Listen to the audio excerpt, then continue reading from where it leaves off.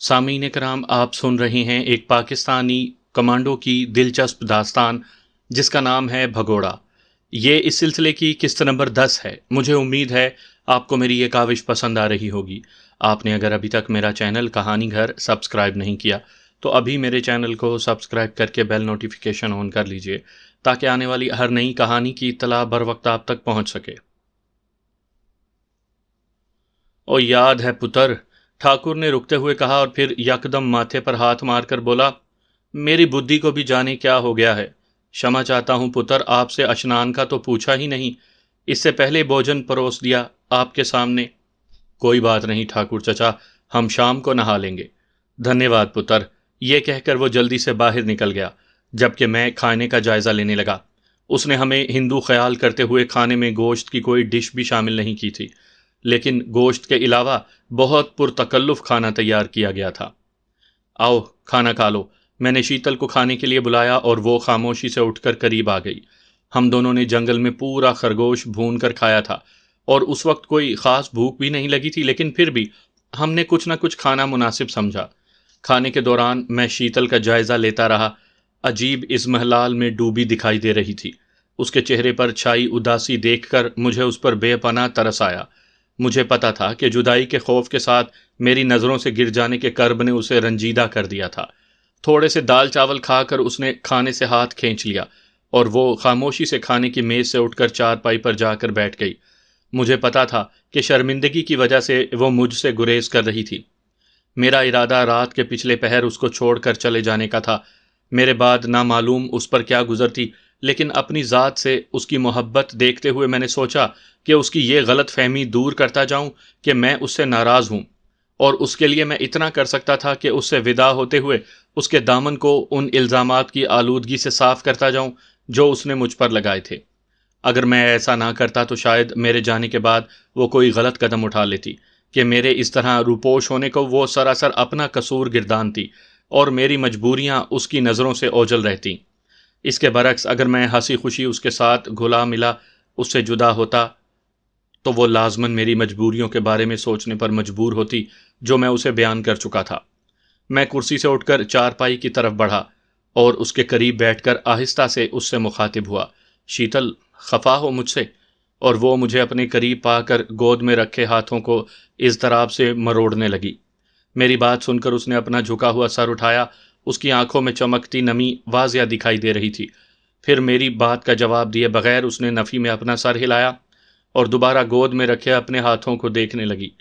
میں نے اپنے دونوں ہاتھ بڑھا کر اس کے مضطرب ہاتھوں کو تھاما اور کہا، سوری شیتل، مجھے پتا ہے کہ میں نے آپ کو ٹھاکر چچا کی تحویل میں دینے کا جو ارادہ کیا تھا وہ غلط تھا۔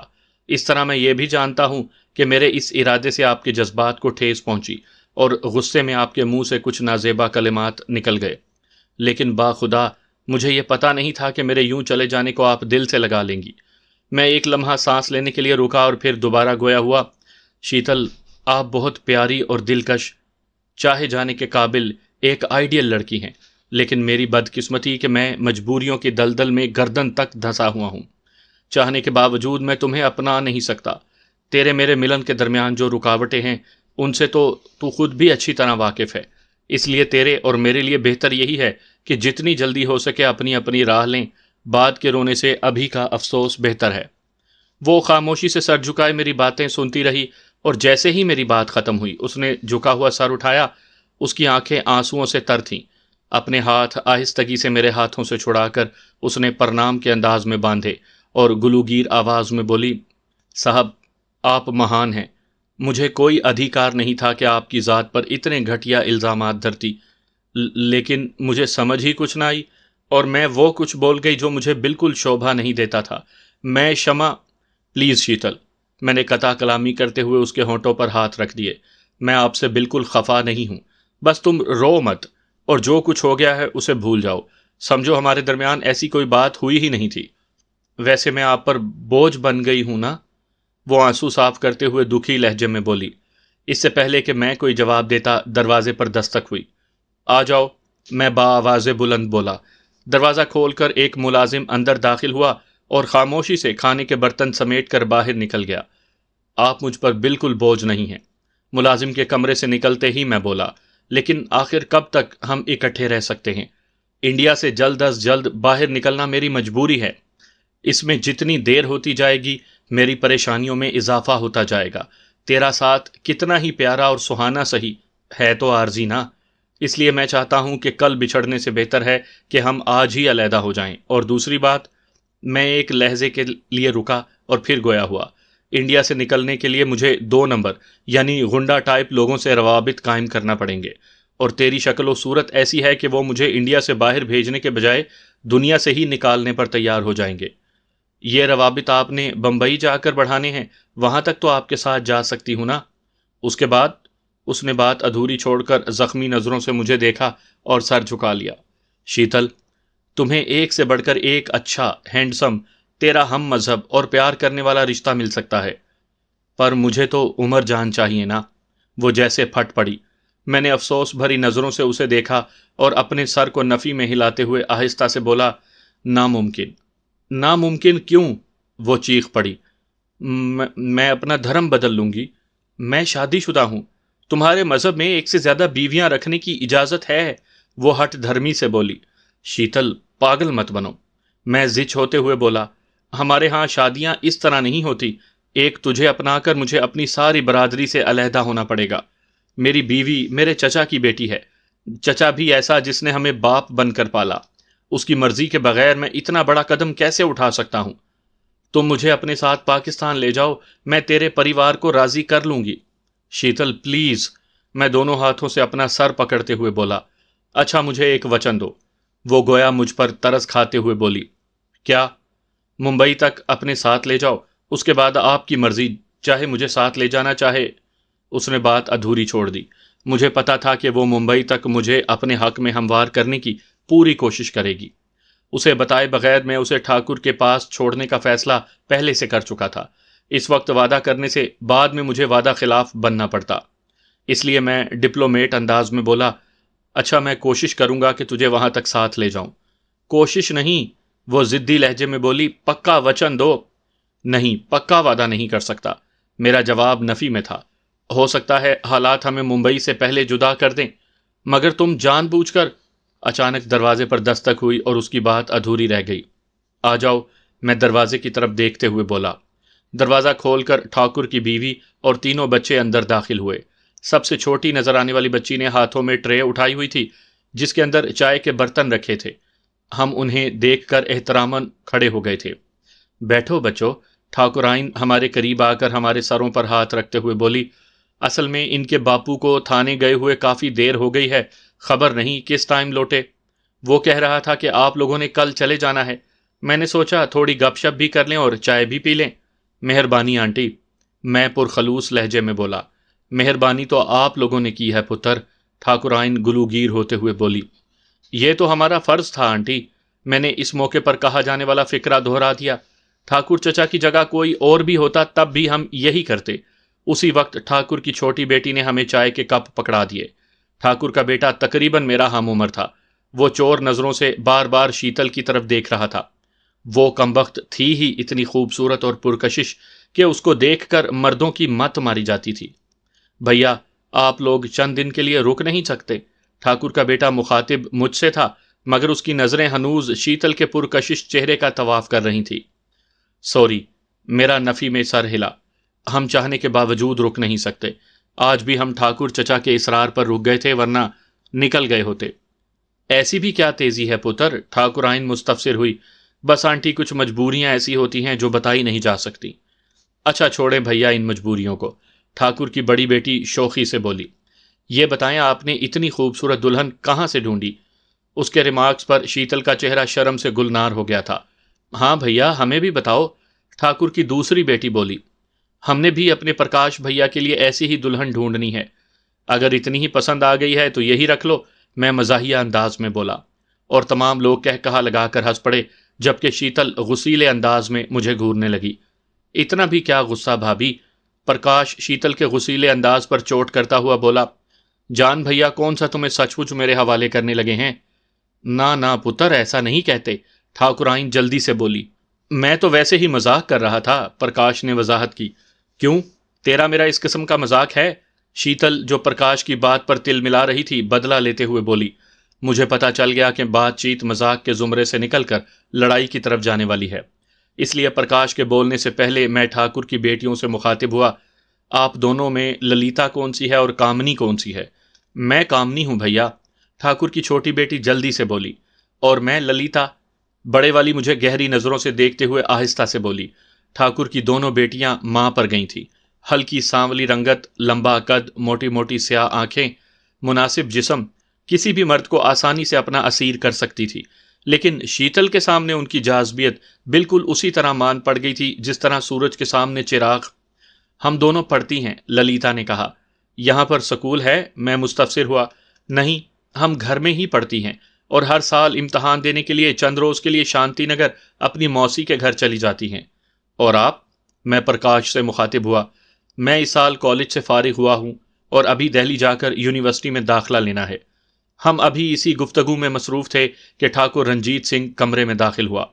क्षमा चाहता हूं बच्चों, मुझे ज़रा देर हो गई। वो मेरे साथ बैठता हुआ बोला, क्या आप लोगों ने बलवंत और उसके साथियों की लाशें भी उठवाई हैं? मैं मुस्तफसिर हुआ। नहीं पुत्र, उसने नफ़ी में सर हिलाया। उनकी लाशें डाकू ले गए थे और धर्मू और गोबिंद की लाशों के साथ थानेदार साहब के लिए चिट्ठी छोड़ गए थे कि आज रात शांति नगर में अकबर खान यानी थानेदार से अपने साथियों की मौत का बदला लिया जाएगा। चिट्ठी भेजने वाला बलवंत का भाई आनंद है, जो बलवंत के मौत के बाद उसके गिरोह का सरदार बन गया है। इस बारे में अकबर खान ने कुछ कहा? वो तो मौके पर पहुंचा ही नहीं था, रंजीत सिंह जवाबन बोला।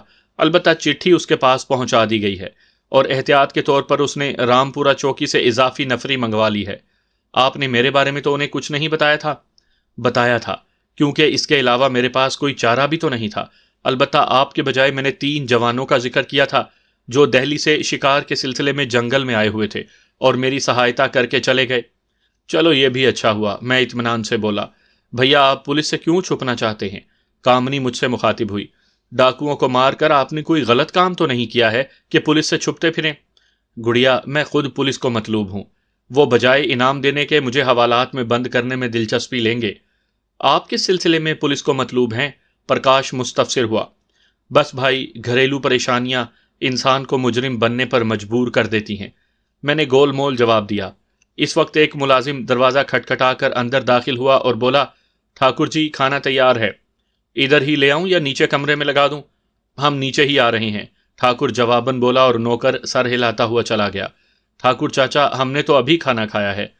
अभी किधर खाया है? ललिता जल्दी से बोली। आप लोगों ने 5 बजे खाना खाया था और अब 9 बजने वाले हैं।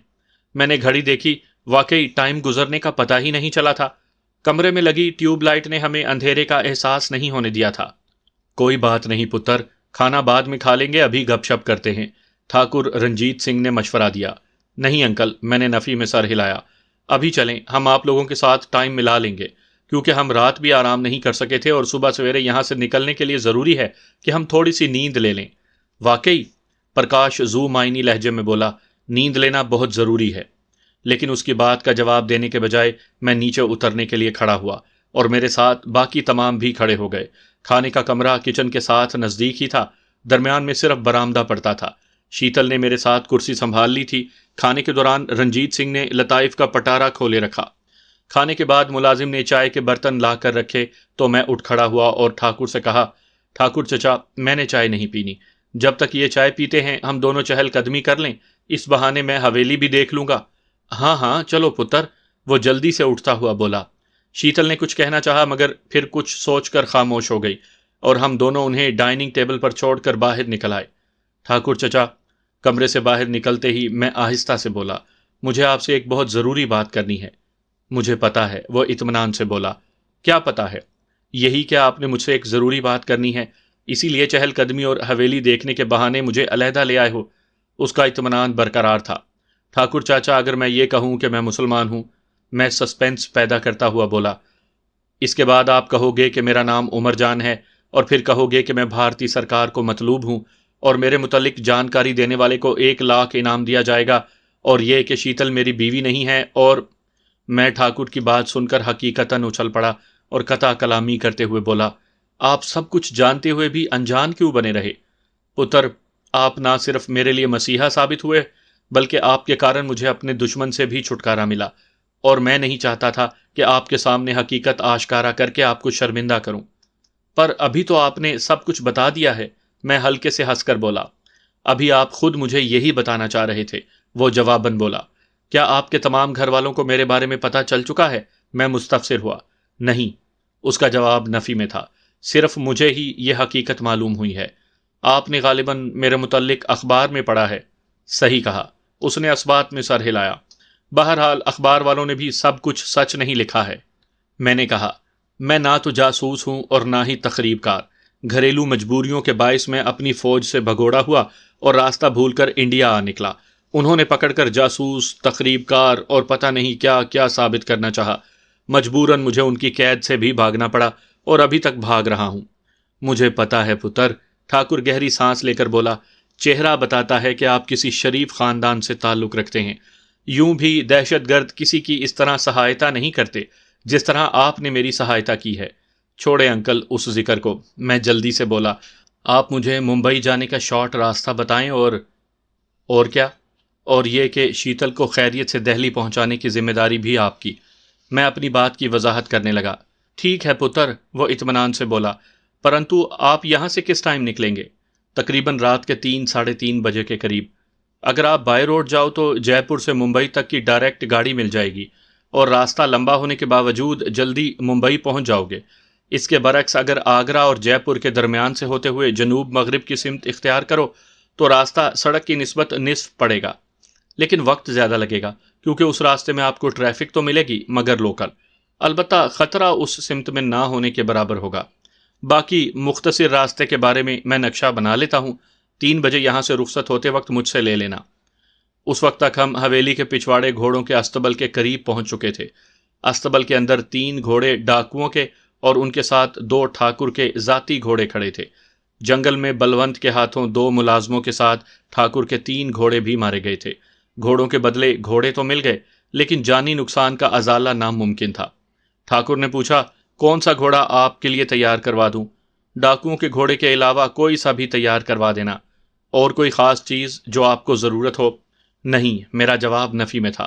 فی الحال نہیں، اگر ہوئی تو 3 بجے بتا دوں گا۔ اور آپ واپس چلیں تاکہ میں تھوڑا سا آرام کر لوں۔ ٹھاکر نے سر ہلا کر میری تائید کی اور ہم واپس چل پڑے۔ ٹھاکر کمرے کے دروازے تک میرے ساتھ آیا اور پھر واپس چلا گیا۔ شیتل بے چینی سے میری منتظر تھی۔ کہاں رہ گئے تھے؟ اتنی دیر لگا دی؟ اس کا انداز ہو بہو شکی مزاج محبت کرنے والی بیوی کا سا تھا۔ بس ذرا حویلی کا جائزہ لے رہا تھا، میں نے کمرے کا جائزہ لیتے ہوئے کہا۔ اگر حویلی دیکھنی تھی تو دن کو نکلتے، یہ کون سا ٹائم ہے حویلی دیکھنے کا؟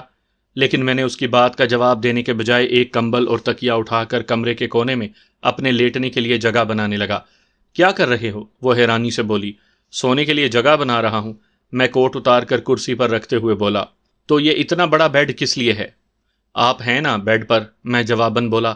کیوں؟ آپ کو ڈاکٹر نے بیڈ پر سونے سے منع کیا ہے یا مجھ سے ڈر رہے ہو؟ بکواس کی ضرورت نہیں، میں سنجیدگی سے بولا۔ خاموشی سے لیٹ جاؤ اور مجھے بھی سونے دو، صبح سویرے نکلنا ہے۔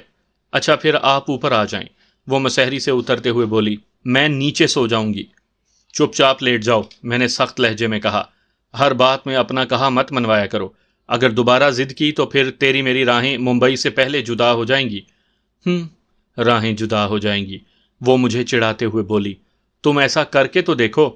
اور مجھے کیا، لیٹے رہو فرش پر، میں تو عزت دے رہی تھی کہ چلو تھوڑا آرام کر لو گے، تم جانے کیا سمجھ بیٹھے۔ یہ کہہ کر وہ دھم سے چارپائی پر بیٹھی اور کمبل اوڑھ کر لیٹ گئی۔ میں نے بھی زیر لب مسکراتے ہوئے کمبل اوڑھا اور فرش پر بچھے کارپیٹ پر لیٹ گیا۔ اگر میں یہ انداز نہ اپناتا تو اس نے لازماً میرے ساتھ سونے کی ضد کرنی تھی، اور ایسی پرکشش لڑکی کے ساتھ ایک چارپائی پر لیٹ کر پاک دامنی کا دعویٰ کوئی زاہد 100 سالہ ہی کر سکتا تھا۔ مجھ جیسا دنیا دار کے لیے یہ بہت مشکل تھا۔ میں نے تمام سوچوں کو ذہن سے نکال کر اپنے دماغ کو ایک نقطے پر مرتکز کیا۔ تھوڑی دیر کے بعد ہی میں نیند کی مہربان آغوش میں پہنچ گیا۔ میری آنکھ دروازہ کھلنے کی ہلکی سی آواز سے کھلی۔ میں نے چہرے سے کمبل ہٹایا تو مجھے ٹھاکر نظر آیا، جو 0 پاور کے بلب کی روشنی میں میری طرف بڑھ رہا تھا۔ اس کا ارادہ مجھے جگانے کا تھا۔ میری پہچان اس نے لازماً میری قامت سے کی تھی۔ اسے دیکھ کر میں جلدی سے اٹھ بیٹھا۔ وہ مجھے اٹھتا دیکھ کر خاموشی سے پیچھے مڑ کر چلا گیا۔ میں نے الماری سے مشین گن نکال کر کندھے سے لٹکائی اور اس کے اوپر جیکٹ پہن کر جانے کے لیے تیار ہو گیا۔ شیتل منہ سر لپیٹ کر نیند کی گہری وادیوں میں ڈوبی ہوئی تھی۔ اس پر ایک الوداعی نظر ڈال کر میں باہر آ گیا۔ ٹھاکر سیڑھیوں کے نیچے میرا منتظر تھا۔ ٹھاکر چاچا، تیاریاں مکمل ہیں؟ میں سرگوشی میں مستفسر ہوا۔ ہاں پتر، اس نے کہا۔ گھوڑا تیار ہے، اس کے ساتھ 2-3 دن کا خشک راشن، کپڑوں کا فالتو جوڑا اور تھوڑی سی رقم ایک تھیلے میں ڈال کر زین کے ساتھ لٹکا دی ہے۔ رقم؟ میں حیرانی سے مستفسر ہوا۔ مگر کس لیے؟ پتر، پردیس میں ہو اور میرے پاس واہے گرو کا دیا بہت کچھ ہے، ہو سکتا ہے کہیں ضرورت پڑ جائے، اس وقت کدھر مانگتے پھرو گے؟ اور میں کچھ سوچ کر خاموش رہا۔ گھوڑے کی رسی تھام کر میں نے ٹھاکر رنجیت سنگھ سے معانقہ کیا اور کہا، چاچا دعاؤں میں یاد رکھنا، اور شیتل کو آج ہی کوشش کر کے اس کے والد تک پہنچا دینا، اور میری طرف سے اس سے بہت بہت معذرت کر لینا۔ اسے کہنا میں مجبور تھا، اگر زندگی نے وفا کی اور میرے گھر کے حالات ٹھیک ہو گئے تو میں لا محالہ اسے ملنے کے لیے آؤں گا۔ آخری فکرہ میں نے یوں ہی شیتل کی تسلی کے لیے ٹھاکر سے بول دیا تھا، ورنہ مجھے معلوم تھا کہ میرا دوبارہ انڈیا آنا اتنا ہی مشکل تھا جتنا اس وقت وہاں سے نکلنا مشکل بنا ہوا تھا۔ ٹھاکر سے ملنے کے بعد میں نے رکاب میں پاؤں ڈالا۔ میرا ارادہ اسی جگہ ٹھاکر سے الوداع ہونے کا تھا، لیکن اس سے پہلے کہ میں گھوڑے پر سوار ہو پاتا، ٹھک کی آواز سنائی دی۔ یہ آواز استبل سے متصل دیوار کے سرے کی طرف سے آئی تھی۔ میری چھٹی حس خطرے کا الارم بجانے لگی اور میں چوکنا ہو گیا۔ میرا خیال ہے ڈاکو ہیں۔ ٹھاکر ہراساں ہو گیا تھا۔ میرا بھی یہی خیال ہے۔ میں ہونٹ بھینچتے ہوئے بولا، آپ ذرا برآمدے کی آڑ میں ہو جائیں۔ میں نے گھوڑے کو استبل کے دروازے کے اندر کر کے تھپکی دی اور مشین گن کی سیلنگ کا ہک کھول کر ہاتھ میں پکڑ لی۔ ٹھاکر جلدی سے برآمدے کی آڑ میں ہو گیا۔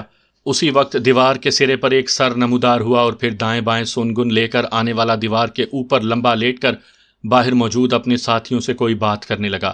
رفتہ رفتہ وہ اوپر آتے گئے۔ جب ان کی تعداد دیوار پر 5 کے قریب ہوئی تو ان میں سے 3 دیوار سے لٹک کر نیچے کود گئے، جبکہ 2 ان کی حرکت کو کور مہیا کرنے لگے۔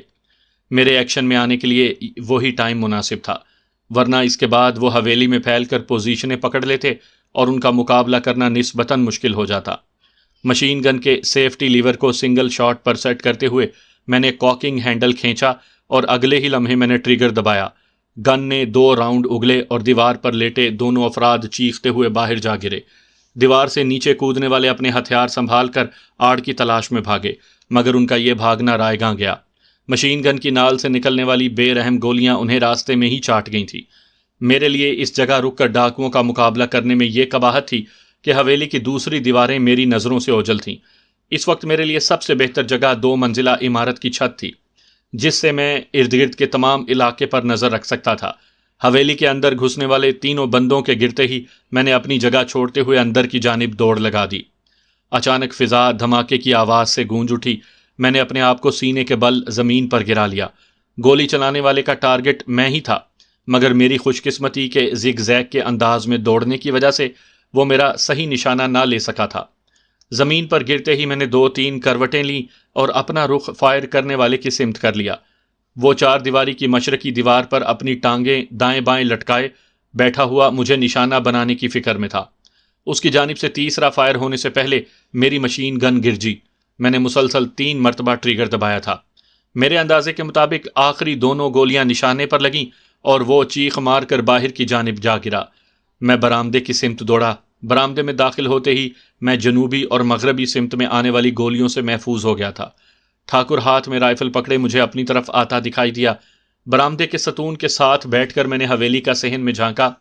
اس وقت رائفل کے 3-4 فائر ہوئے اور حویلی کے صحن کو روشن کرنے والے 3 بلب ٹوٹ کر کرچیوں میں بدل گئے۔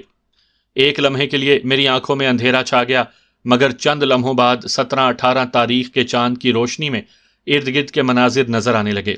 ٹھاکر نے میرے ساتھ پوزیشن لینے چاہی، مگر میں اس سے مخاطب ہوا، چچا تم عورتوں اور بچوں کو اوپر پہنچا دو، ہم دوسری منزل سے ان کا مقابلہ کریں گے، یہاں پر ہم محفوظ نہیں، ان کی تعداد زیادہ ہے اور وہ چاروں طرف سے حویلی کے اندر گھسے چلے آ رہی ہیں۔ ٹھاکر جی پتر کہتے ہوئے اندر کی طرف بھاگا۔ بلب ٹوٹنے کے بعد فائر کی آواز تو نہیں آئی، البتہ صحن میں 3-4 بندوں کے کودنے کے دھماکے ضرور سنائی دیے۔ یہ دھماکے جنوبی دیوار کی سمت سنائی دیے تھے جو میری نظروں سے اوجھل تھی۔ میری نظریں مسلسل چاروں طرف گھوم رہی تھیں۔ ڈیوڑی کی چھت پر مجھے ایک ہیولا نظر آیا۔ میں نے بے دریغ 2 گولیاں اس سمت میں جھونک دیں، مگر وہ جلدی سے چھت پر لیٹ کر گولی سے بچ گیا۔ نامناسب روشنی کی وجہ سے مجھے صحیح نشانہ لینے میں دقت پیش آ رہی تھی۔ جب تک کلاشنکوف کی ریئر سائڈ سے فرنٹ سائڈ کی ٹپ کو ملا کر فائر نہ کیا جاتا، گولی کا نشانے پر لگنا غیر یقینی تھا۔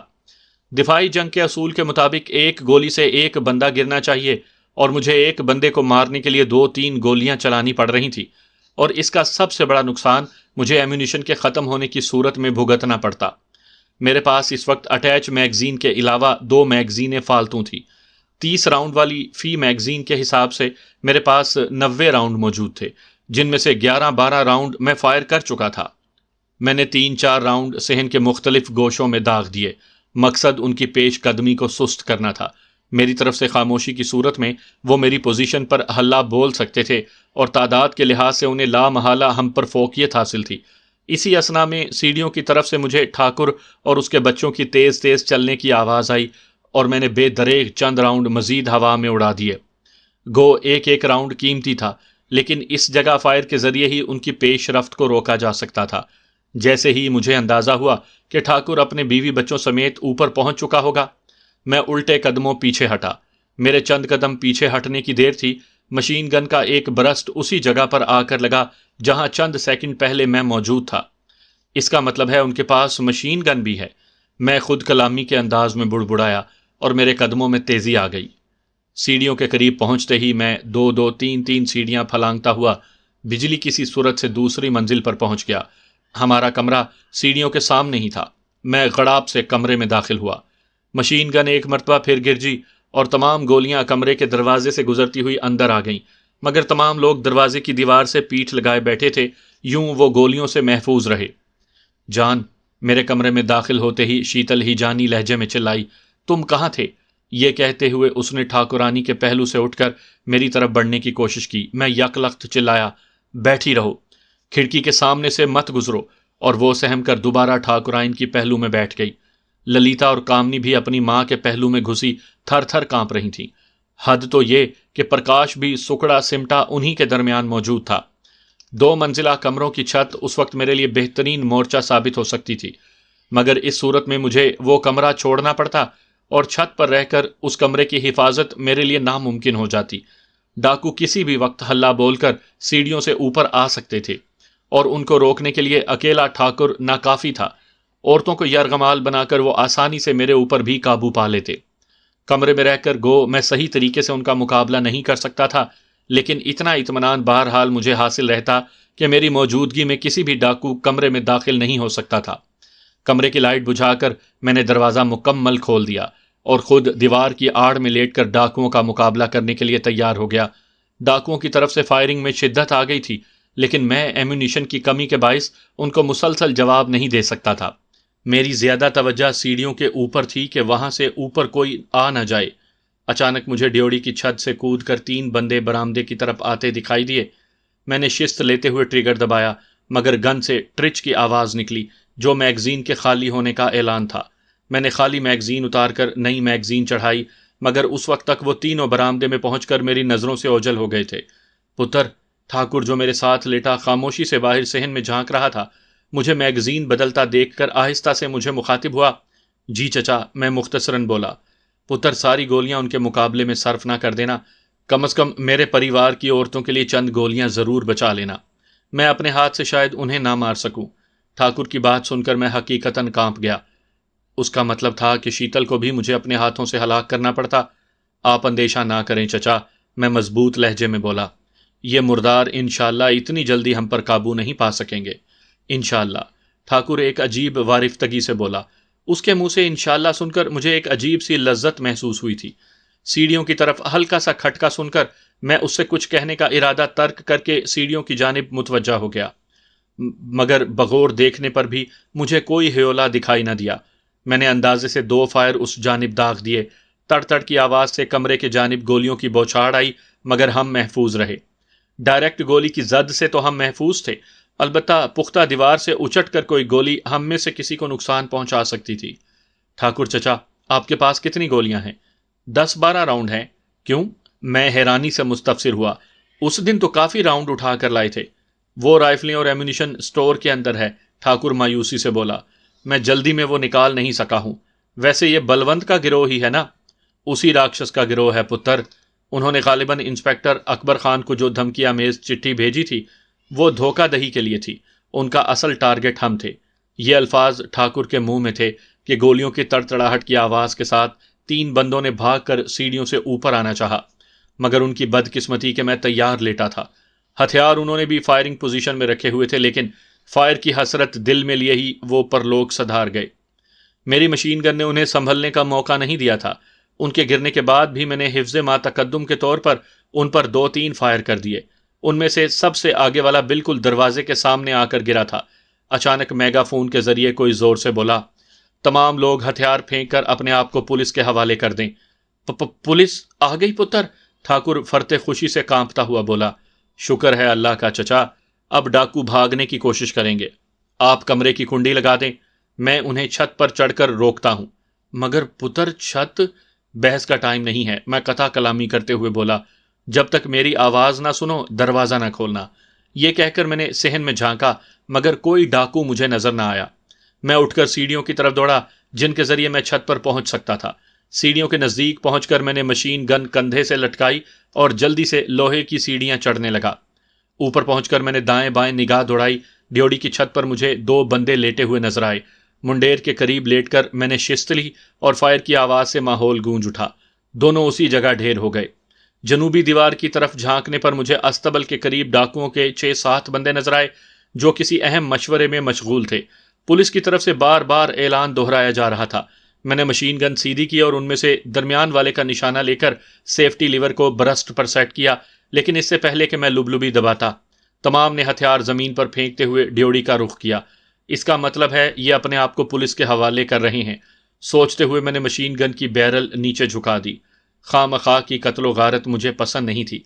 जैसे ही वो तमाम ड्योढ़ी में दाखिल हुए, मैं भाग कर नीचे उतरा और कमरे के दरवाजे के करीब पहुंचकर आवाज दी, चचा दरवाजा खोलो। ठाकुर शायद दरवाजे से ही लगा खड़ा था। मेरी आवाज सुनते ही झट दरवाजा खोल दिया गया। क्या हुआ पुत्र? उसने बेताबी से पूछा। क्या तमाम भाग गए? नहीं चचा, उन्होंने खुद को पुलिस के हवाले कर दिया है। ये अल्फाज मेरे मुंह में थे कि ड्योढ़ी से पुलिस के सिपाही दन दनाते हुए अंदर दाखिल हुए और हवेली में फैलते चले गए। चचा, मैं छत पर छुपने के लिए जा रहा हूं। यह मशीन गन पकड़ लो, मेरे बारे में इन्हें पता ना लगने पाए। यह कहते ही मैंने मशीन गन और उसकी फालतू मैगजीनें ठाकुर के हवाले की और छत की तरफ दौड़ा। वही ऐसी जगह थी जहां मैं पुलिस की नजरों में आने से बच सकता था। मैं बामुश्किल चंद कदम ही ले सका होऊंगा कि एक गरजदार आवाज सुनाई दी, रुक जाओ वरना मैं गोली मार दूंगा। और इसमें कोई शक नहीं था कि उसने मुझे ही आवाज दी थी। मैंने बेसाख्ता रुकते हुए दोनों हाथ ऊपर उठा लिए। पीछे फिरो, उसी आवाज ने दूसरा हुक्म सादिर किया। मैं जैसे ही घूमा, मेरे चेहरे पर तेज रोशनी पड़ी और मेरी आंखें चुंदे आ गईं। यह मेरा बंदा है थानेदार साहब।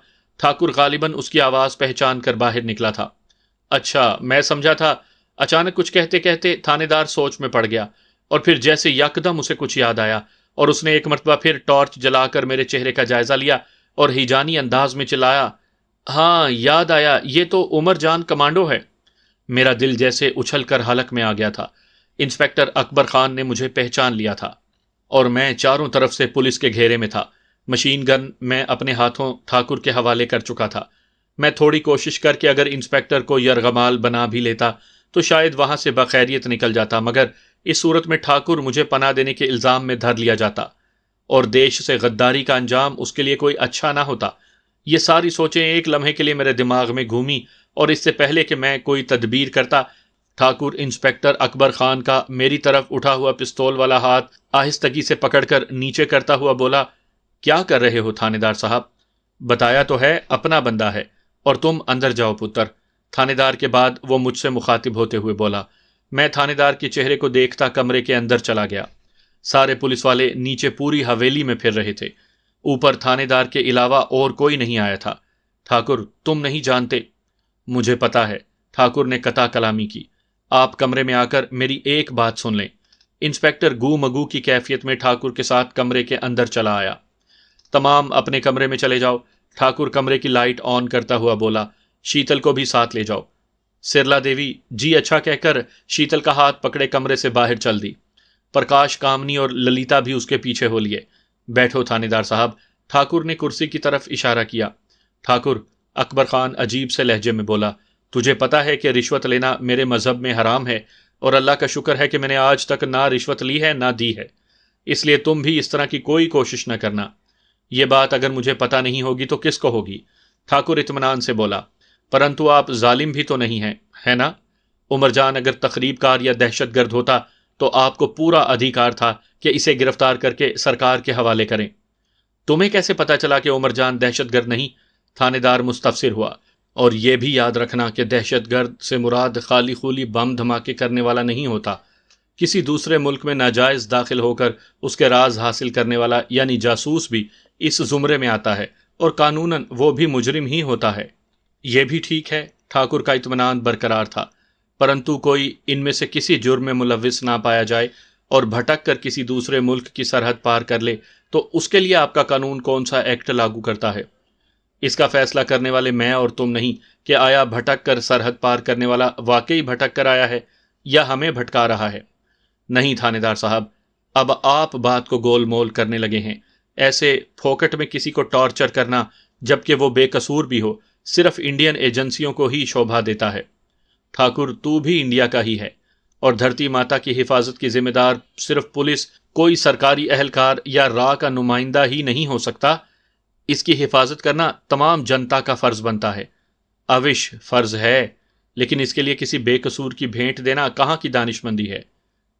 मैं इस दौरान खामोश बैठा उनकी बातें सुनता रहा। ठाकुर मेरे हक में बड़े अच्छे दलाइल दे रहा था। शायद मैं इस अंदाज में इंस्पेक्टर से बहस ना कर सकता। तुम्हारे पास इसकी बेगुनाही का क्या सबूत है? इंस्पेक्टर मेरी तरफ इशारा करते हुए उससे मुस्तफसिर हुआ। सबूत से अगर आपकी मुराद कोई दस्तावेजी सबूत है तो मैं क्षमा चाहता हूँ, ठाकुर ने ठोस लहजे में कहा। अलबत्ता अगर आप मेरी साक्सी यानी गवाही पर एतबार कर सकते हैं तो फिर मान लो कि उमरजान निर्दोष है। ठाकुर, मुझे मुतमईन करने के लिए सिर्फ तुम्हारी गवाही काफ़ी नहीं। थानेदार साहब, मैंने कहा, आप मुसलमान हैं और अल्हम्दुलिल्लाह मैं भी खुदाए वाहदहू ला शरीक का मानने वाला हूँ, और उस अलीम व खबीर हस्ती की कसम खा कर मैं ये कहता हूँ कि मैं किसी मंसूबे के तहत इंडिया में दाखिल नहीं हुआ। मैं बिल्कुल ला इल्मी में और रास्ता भूल कर इधर आ निकला हूँ। अभी इससे भी बड़ा कोई और सबूत मेरे पास नहीं है जो मैं आपको पेश कर सकूँ। इसके अलावा किसी और सबूत की ज़रूरत भी नहीं, इंस्पेक्टर अकबर खान मुतमईन होते हुए बोला। उसकी बात सुनकर ठाकुर ने इत्मीनान की एक गहरी सांस ली थी।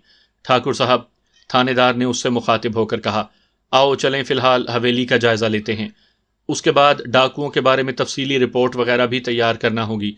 मैं दोपहर के टाइम आऊँगा, फिर उमरजान के मसले पर तफसीली बातचीत करेंगे कि इसको पाकिस्तान पहुँचाने के लिए क्या किया जा सकता है। धन्यवाद थानेदार साहब, ठाकुर उसके साथ उठता हुआ बोला। उमर पुत्र, आप भी आराम करो। ठीक है चचा जान, मैंने कहा, और वो दोनों सर हिलाते हुए कमरे से निकलते चले गए। चारपाई पर लेटे मुझे थोड़ी ही देर गुजरी थी कि शीतल कमरे में दाखिल हुई और मेरे करीब आकर बैठ गई। क्या कह रहा था इंस्पेक्टर? वो मेरे बालों में उंगलियां फेरते हुए बोली। ठाकुर, मुतमईन दिखाई दे रहा है और आप परेशान से लग रहे हैं।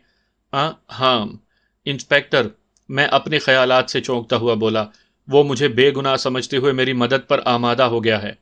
फिर तो आपको खुश होना चाहिए। खुश ही तो हूँ, मैं खुश दिली से बोला। बस थोड़ी थकन है जिसकी वजह से तुम्हें परेशान लग रहा हूँ। हाँ, आप काफ़ी देर डाकुओं से मुकाबला भी तो करते रहे हैं, कहीं चोट तो नहीं लगी है? वो हनूज मेरे बालों में उंगलियां फेरती रही और उसके मुलायम हाथों का लम्स मुझे बहुत सुकून दे रहा था। नहीं, मैं बमुश्किल बोल पाया। नींद मुझ पर हावी होती जा रही थी। मेरा ख्याल है आपको नींद आ रही है। वो चाहत से बोली। चलो सो जाओ। और मैं उसे जवाब दिए बगैर नींद की गहरी वादियों में उतरता चला गया। मेरी आंख खुली तो शीतल मुझे उधर ही बैठी नजर आई। वो टिकटिकी बांधे बड़ी महवियत से मेरे चेहरे को घूर रही थी और उसका एक हाथ मुसलसल मेरे बालों में सरसरा रहा था। उसकी दिलकश खूबसूरत गहरी स्याह आंखों में मुझे अपने लिए बेपाया मोहब्बत का एहसास हिलकोरे लेता हुआ महसूस हुआ। मुझे यकदम उससे खौफ महसूस हुआ। वो धीरे धीरे मुझ पर असरअंदाज हो रही थी। मैंने एक लम्हे के लिए उसकी झील जैसी गहरी आंखों में झांक कर दोबारा आंखें बंद कर लीं कि कहीं वो मेरी कमजोरी ना भांप ले। उठो ना, दोपहर होने वाली है, वो लगावट से बोली। नहा लो, देखो कपड़े कितने मैले हो रहे हैं, बदल लो। मैं जल्दी से उठ बैठा और कहा, तुम भी नहा लो ना। اور للیتا سے کوئی ڈھنگ کے کپڑے لے کر پہن لو۔ میں بھی بس آپ کے جاگنے کا انتظار کر رہی تھی، وہ مترنم لہجے میں بولی۔ ابھی میں جاتی ہوں، سرلا آنٹی 2 دفعہ ادھر آ چکی ہیں، لیکن صاحب جی کی نیند ہی پوری نہیں ہو رہی تھی۔ تو اٹھا دیا ہوتا نا؟ کیوں؟ وہ تیکھے لہجے میں بولی۔ شاید انہوں نے کوئی ضروری بات کرنی ہو۔ میرے لیے آپ کی نیند سے کوئی چیز اہم نہیں۔ یہ کہتے ہی وہ میرے پاس سے اٹھ کر باہر چل دی۔ میں نے بھی بستر سے اٹھ کر بوٹ پاؤں میں ڈالے۔ میرا ارادہ نہا کر کپڑے بدلنے کا تھا۔ اسی وقت پرکاش ہلکے سے دروازہ کھٹکھٹا کر اندر داخل ہوا۔ بھیا، انسپیکٹر صاحب آئے ہوئے ہیں، ان سے ملنے سے پہلے نہا نہ لوں؟ نہیں، پرکاش نے نفی میں سر ہلایا۔ وہ کہہ رہے ہیں کہ پہلے مجھ سے مل لو۔ چلو پھر۔ انسپیکٹر اکبر خان سول کپڑوں میں تھا۔ دن کی روشنی میں نے اس کا بغور مشاہدہ کیا۔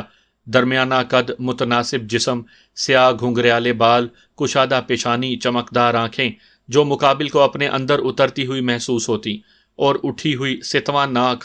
مجموعی طور پر وہ پر روب اور وجیح شخصیت کا مالک تھا۔ مجھے دیکھتے ہی وہ کرسی سے اٹھ کھڑا ہوا۔ آؤ عمر بھائی، اس نے معانقے کے لیے اپنے بازو پھیلائے۔ میں نے بھی اسے چھاتی سے لگا کر پرجوش انداز میں دبایا۔